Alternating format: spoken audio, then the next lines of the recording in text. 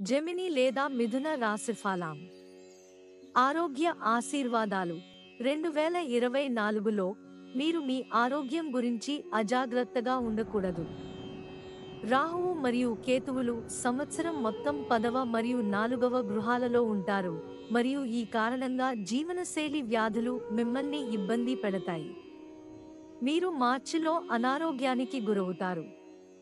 కోవిడ్తో బాధపడుతున్న వారికి కొన్ని తీవ్రమైన ఊపిరితిత్తుల ఇన్ఫెక్షన్లు రావచ్చు.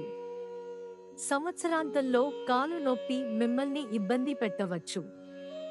మీరు సెప్టెంబర్లో కడుపు నొప్పి గురించి ఫిర్యాదు చేయవచ్చు. మీరు క్రమం తప్పకుండా యోగా మరియు వ్యాయామం చేయాలి.